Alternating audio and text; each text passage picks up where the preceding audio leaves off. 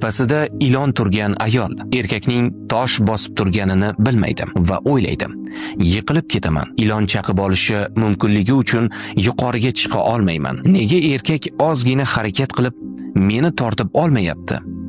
Erkak esa o'ylaydi: tanam zirqirab og'riyapti. Baribir seni qo'limdan kelganicha tortib turibman. Nega sen ham ozgina tirishib ko'tarilishga harakat qilmayapsan? Buning ma'nosi shuki, siz boshqa odamning qanday qiyinchilik ostida ekanini, u esa sizning qanday azob chekayotganingizni ko'rmaydi. Bu hayot, ishda, oilada, his-tuyg'ularda yoki do'stlikda har kim o'z og'rig'i bilan kurashadi. Shu sababli bir-birimizni ko'proq tushunishga, eshitishga va sabrli bo'lishga harakat qilaylik. Agar siz millionerlar klubiga obuna bo'lgan bo'lsangiz, tabriklayman. Har kuni 1% ga yaxshilanyapsiz.